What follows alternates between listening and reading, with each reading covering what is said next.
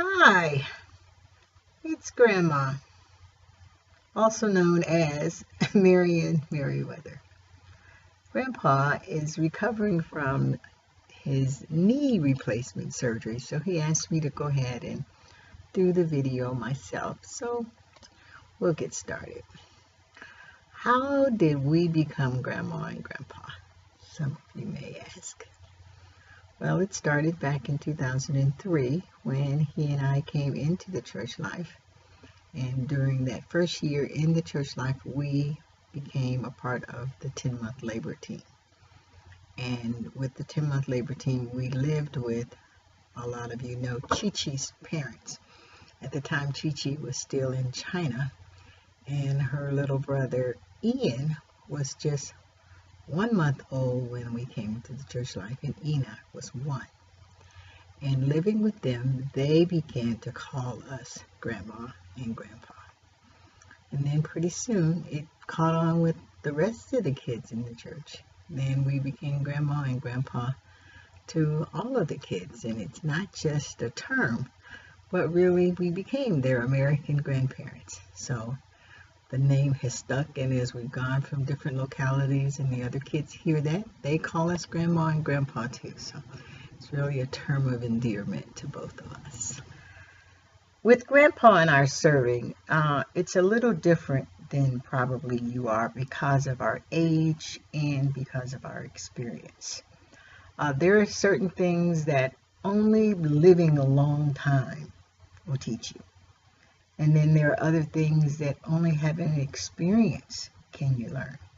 And so those are the things you have to look forward to in serving the young people, that the Lord will give you a long time and a lot of experiences and a lot of opportunities to get to know Him in order for you to better serve the young people. The advantage Grandpa and I have is the fact that we are grandparents. We have 7 of our own grandchildren. 6 of them live outside of Indianapolis, and so it's really great to have young people in the church life as our grandchildren. And that's what got it started, the fact that we had a relationship with them when they were very young. So even now, begin to build relationships with the young kids in the church life, because they're going to grow up to become the young people one day. So if you even start now with the 4th graders, begin to become friends with them, begin to let them get to know who you are. That would really be a good starting point, because that's what happened with Grandpa and I. All of the young kids were our grandchildren. And as far as what do we see for them? Well, first of all, serving the young people starts with my relationship with the Lord first. It starts with me. It starts with my life before the Lord. It starts with my living before the Lord, because you can't fool kids. The kids see the hypocrisy. The kids see that, oh, you say one thing, but you do another thing. And that damages our kids when they look to you as the serving one, as they look up to you as the one leading them, and they see that your life does not match what you're trying to tell them to do. So our serving life has to be before the Lord. Our serving life starts, as I said earlier, with a lot of prayer. A lot of prayer for yourself.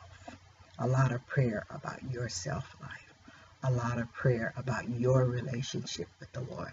Because it's very hard for you to lead someone to the Lord that you don't even believe in, that you're not even anchored into. So in serving the young people, you first recognize you're not just serving young people, you're serving the Lord, because these young people belong to the Lord. These young people are the future of the church life. And in your serving of them, you are serving God Himself. So my first point would be, again and again and again, it'll be the same point. Pray. Everything, bring it to the Lord. Every situation, bring it to the Lord. I have a prayer partner, and she and I pray about the young people here in Indianapolis. Any situations that are going on, I have someone that I can fellowship with. I fellowship with the brothers and the sisters here. I fellowship with the parents. My husband and I have a relationship with the parents. Again, this is not a separate entity. The YP is not a separate group from, quote, quote, the church. The YP are the church, and they must feel a part of the whole. They're not just this separate group all by unto themselves, but they need to be married with the whole meeting, the whole church, with the parents, with the older ones, with the serving ones. And so with that in mind, our goal is, we desire these young people. We want them to grow up. We want them to have a proper humanity, to have a life that is before the Lord. Because again, this is where Grandpa and I, years of just living, we remember when things used to be a certain way. And so a lot of things of the new technology, the new things, we see them and we know this is very damaging. Things that are to come in to our young people can damage them. For one thing, if any of you knew, years ago, I was anti-Facebook. I was totally all against that social media system. But because of the young people, I got a Facebook page. I got a Facebook page, first of all, because it was a way, that's how they communicated. That's how they talked to each other. So Grandma could talk to them that way. But also, it gave me an opportunity to see what some of their friends, what type of friends they had, what kind of information their friends were sending to them. And so as I began to just look at the different Facebook pages, and someone would send an obscene picture to them, and they would like it, and I'd have an opportunity to say, what are you doing? You know, everything that your friend passes to you, you shouldn't pass on to the other YP. So just by being just like a little guard at the door, because we do live in an evil age, and I want our young people to remain pure. I want our young people to grow up to be useful vessels in the Lord's hands, because this is what He has called them to. God has called them to Himself. The Lord is looking for a group of young people who are willing to fight, who are willing to stand, who are willing to love Him, who are willing to give themselves to Him at a young age, that they don't have to wait until their life get all messed up and they go through all of these difficulties, all of these problems, and by the time they get out of college, now it's time to turn to the Lord. No, allow them to turn to the Lord now, because the Lord is calling them now. The Lord is operating in them. And that's what it takes, just for you as the serving one, you as a young person. Allow the God to operate in you. Open your eyes to what the Lord is doing. Look around and be willing to cooperate with His movement. Because that's what we did here in Indianapolis. We just watched. We just observed. And as we saw the Lord begin to move in specific areas with our young people, we begin to move in that direction with the Lord as well. We begin to pray about what we saw the Lord was doing with the young people. And so now we have, like I said, almost 40 young people who, the majority of them come to the Lord's Day meeting. The majority of them are believers. They are saved. One particular young sister, she came in all by herself, invited by one of her friends from school, invited her. She came along. This friend picked her up every week.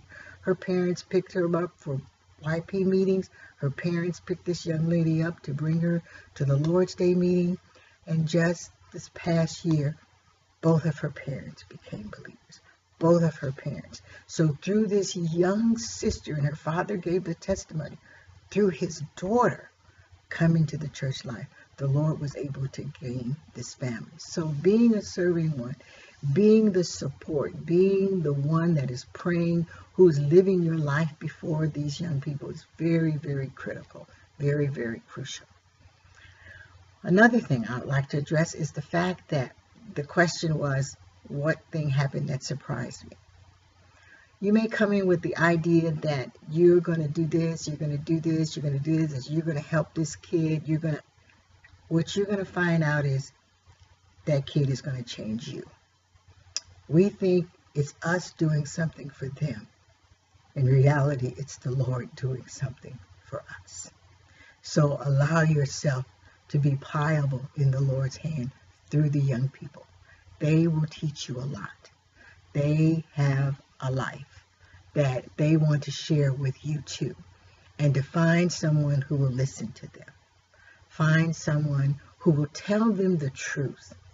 Find someone who won't compromise with them. Find someone who can be their best friend and lead them to the best friend of all, the Lord Jesus Christ himself. That is probably one of the most foundational things you can do as a serving one with a young person. Lead them to the Lord himself. Not to all of these other things, not to the things of the world, but lead them to the Lord himself. And how do you do that? By you following the Lord yourself. You be anchored. You want them to read the Bible, you read the Bible. You want them to pray, you pray. So what we did in Indianapolis, we actually set up prayer teams.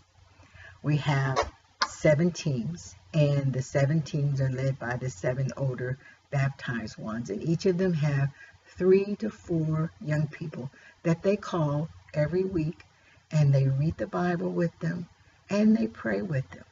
And this was just to kind of build up companionship with the older ones, with the younger YP, that they would have someone that they could talk to. They could have someone that they can call. They can have someone, if they have any issues that they just wanted to talk peer-to-peer with, they have the older young people that they can fellowship with. So that's what we have. And we also have our YP our Saturday night meeting is actually run by the YP.